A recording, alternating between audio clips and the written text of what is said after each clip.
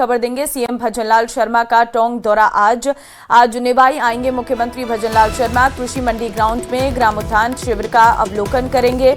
यहां बड़ी संख्या में लोगों को संबोधित करेंगे सीएम। 12:50 पर निवाई में हेलीपैड पर उतरेंगे मुख्यमंत्री। 2:10 पर निवाई हेलीपैड से जयपुर के लिए रवाना होंगे। मंत्री कन्हैयालाल चौधरी, विधायक राम साहेब वर्मा रहेंगे मौजूद। विधायक राजेंद्र गुर्जर, पालिका अध्यक्ष दिलीप इसरानी रहेंगे मौजूद। कलेक्टर कल्पना अग्रवाल, एसपी राजेश मीणा रहेंगे मौजूद। तो देखिए, बड़ी खबर आपको दे रहे हैं। आज निवाई का ये दौरा, बड़ी खबर इस वक्त सामने आ रही है। सीएम भजनलाल शर्मा का टोंक दौरा है। आज निवाई आएंगे मुख्यमंत्री भजनलाल शर्मा। कृषि मंडी ग्राउंड में ग्रामोत्थान शिविर का अवलोकन करेंगे। यहां बड़ी संख्या में लोगों को संबोधित करेंगे सीएम। 12:50 पर निवाई में हेलीपैड पर उतरेंगे सीएम। 2:10 पर निवाई हेलीपैड से जयपुर के लिए रवाना होंगे। मंत्री कन्हैयालाल चौधरी, विधायक राम साहेब वर्मा रहेंगे मौजूद। विधायक राजेंद्र गुर्जर, पालिका अध्यक्ष दिलीप इसरानी रहेंगे मौजूद। कलेक्टर कल्पना अग्रवाल, एसपी राजेश मीणा मौजूद रहेंगे। बढ़ते आगे, टोंक से एक और बड़ी खबर आपको देंगे। नरेश मीणा की प्रशासन से बनी सहमति। एडीएम राम रतन सौंकरिया, एएसपी रतनलाल भार्गव रहे मौजूद। नरेश मीणा के संभागीय आयुक्त से फोन पर बात कराई। आगामी दिनों में एसीएस होम से बात कराई जाएगी। समरावता मामले में केस वापस लेने, जमानत खारिज की अर्जी वापस लेने पर होगी बात। सोप थाने के पुलिस कार्मिकों पर आगामी दिनों में होगी कार्रवाई। स्थानीय मुद्दों पर पहले से ही जिला प्रशासन ने सहमति दी है।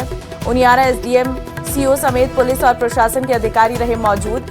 देर रात आमली मोड़ पर नरेश मीणा और एडीएम ने सहमति की घोषणा की है। कोटडी मोड़ पर जनसभा में जयपुर कूच का ऐलान किया है। अलीगढ़ से पहले प्रशासन ने बैरिकेडिंग लगाकर रोका है और तीसरे दौर की वार्ता में बनी है सहमति। हमने 10 दिन पहले देवली उनियारा की और कुछ स्टेट लेवल की जो समस्याएं थी उनको लेकर जन आंदोलन का आह्वान किया था। आज बड़ी तादाद में लोगों ने शामिल होकर इस आंदोलन को सफल बनाया। हमारी पहले भी जिला प्रशासन से बात हुई थी। ज़्यादातर चीज़ों पे पहले सहमति बन गई थी, लेकिन कुछ मांगे जो पेंडिंग थी उस पर आज सरकार लेवल पे बात हुई है। संभागीय आयुक्त साहब से मेरी बात हुई है, उन्होंने आश्वस्त किया है। और जो मामला रघुनाथपुरा का जो पुलिस का मामला था सोप थाने का, उसमें एसपी साहब से बात हुई है। 15 दिन के अंदर अंदर जांच करके और दोषी जो भी थानेदार या जो भी और लोग भी थे उन पर कार्रवाई होगी। दूसरा, कुछ जो पुलिस में ऐसे लोग हैं जो बदनाम है पूरे एरिया में वसूली के नाम पर, उनका भी हमने एसपी साहब को संज्ञान में डाला है और उनकी भी तुरंत ही वो जल्दी ही जांच करके उनको भी कार्रवाई करेंगे। तमाम लोग जो इस आंदोलन में शरीक हुए, अभी रात तक, इतनी रात तक यहाँ लोग जो रुके हुए हैं, उन लोगों को सबको बहुत बहुत धन्यवाद। 12 सूत्री मांगों को लेके और जो सभा का और ये कूच का जो कार्यक्रम था, उसमें सभी बातों पे जो है हमारी सहमति हुई है। और जो सहमति हुई है वो बिंदुवार आपको बता देता हूँ। 3 बिंदु महत्वपूर्ण थे। इसमें एक तो मुकदमे वापस लेने की बात थी, एक बेल एप्लीकेशन, जो बेल को खारिज करने की एप्लीकेशन लगाने की बात थी, उसको खारिज, उस एप्लीकेशन को वापस लेने की बात थी। और एक जो क्षेत्राधिकार परिवर्तन की बात थी, जो 5 ग्राम पंचायतें हैं उनको देवली से हटा के वापस उनियारा में मिलाने की बात थी। तो ये तीनों जो मुद्दे थे वो राज्य सरकार के संज्ञान में है। पहले भी थे, हमने कल भी ये राज्य सरकार के संज्ञान में डाला है।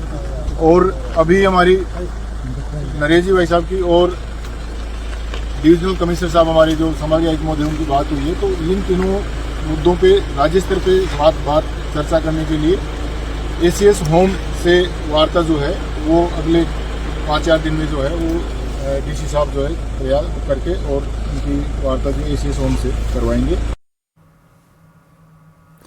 राजस्थान विधानसभा में जर्जर स्कूलों के मुद्दे को लेकर शिक्षा मंत्री मदन दिलावर और नेता प्रतिपक्ष टीकाराम जूली के बीच तीखी नोकझोंक देखने को मिली। जूली ने आरोप लगाया कि प्रदेश में स्कूल भवन जर्जर हालत में है, लेकिन सरकार का कोई ध्यान नहीं है, सिर्फ ट्रांसफर पर है।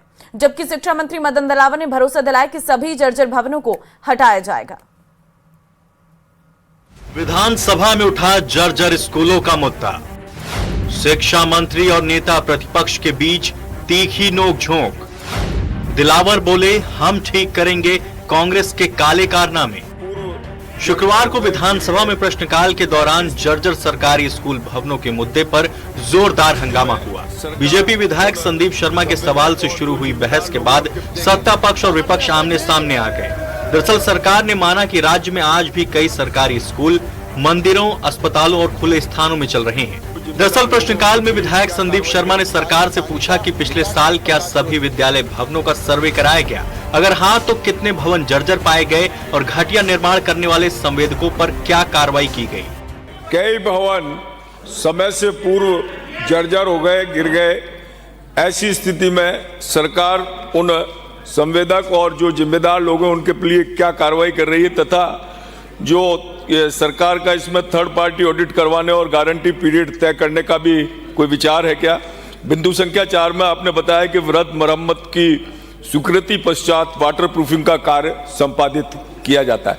आपने स्वीकार किया है कि वाटर जो रिसाव होता है पानी का, उसके कारण ही बिल्डिंग जर्जर हो जाती है।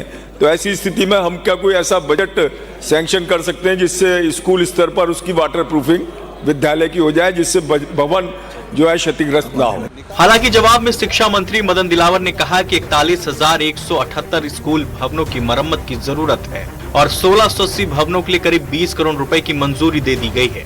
कांग्रेस बिना सोचे समझे काम करती थी, बिना सोचे समझे। जब इनके काल में भी मरम्मत योग्य थे, जर्जर हो रहे थे, क्यों नहीं ध्यान दिया गया, उनकी मरम्मत क्यों नहीं की गई। और उसके कारण से एक साथ हमको इतनी मरम्मत करनी पड़ रही है, इतने भवन बनाने पड़ रहे हैं, लेकिन पीछे नहीं हटेंगे। हम चरणबद्ध तरीके से मरम्मत भी करेंगे और सारे भवनों का चरणबद्ध तरीके से निर्माण भी करेंगे। शिक्षा मंत्री के जवाब से विपक्ष संतुष्ट नहीं हुआ और सत्ता पक्ष और विपक्ष के बीच नोकझोंक हो गई। टीकाराम जूली ने सरकार पर हमला बोलते हुए कहा कि राज्य में आज भी कई स्कूल मंदिरों, अस्पतालों और यहाँ तक कि मुर्गी फार्म में चल रहे हैं। माननीय अध्यक्ष जी, आप खुद शिक्षा मंत्री रहे हैं, आपके समय में जो काम हुआ सब जानते हैं। लेकिन आज जो स्थिति है ना, मैं आपके स्कूल जो जर्जर भवन है, इस पे आप ही के कैबिनेट मंत्री जी ने भी उंगली उठाई है। आप पूछने गए, ये खुद ही मंत्री जी गए तो नॉलेज की स्पेलिंग नहीं लिख पाए।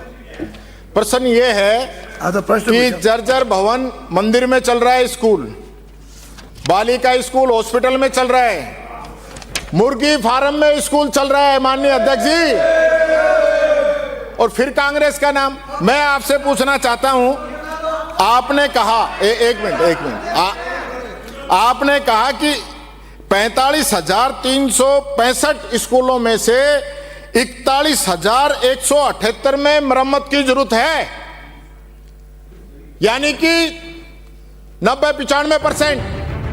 टीकाराम जूली के आरोपों पर शिक्षा मंत्री मदन दिलावर ने पलटवार किया। उन्होंने माना कि राज्य में कई स्कूल, मंदिरों और अस्पतालों में चल रहे हैं, लेकिन यह स्थिति पिछले 30-40 सालों से है। मंत्री ने इसके लिए पूर्ववर्ती कांग्रेस सरकारों को जिम्मेदार ठहराया, जिसके बाद सदन में जमकर हंगामा हुआ।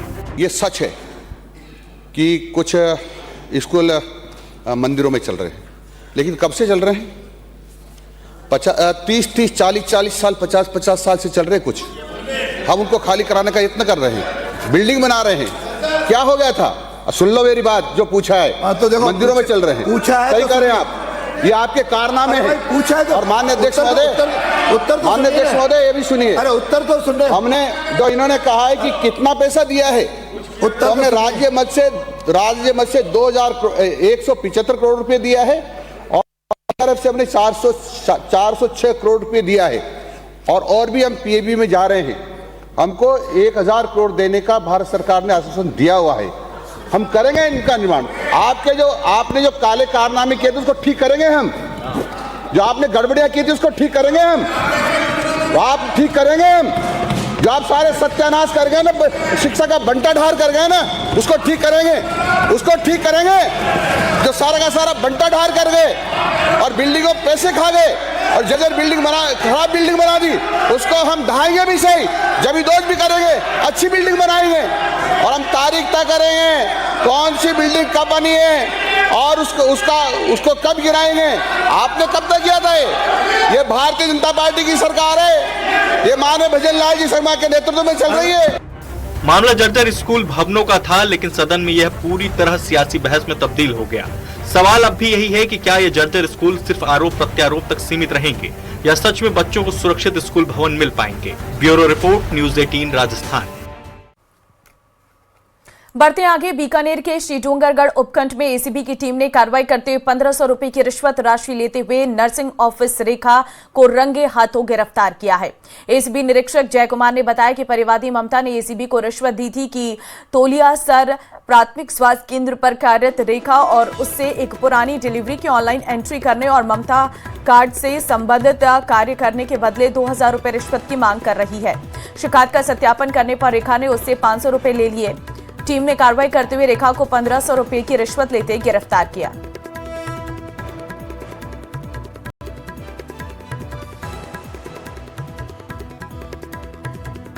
हमारे पास ममता पुरोहित नाम की लड़की है, वो तोलियासर गांव की रहने वाली।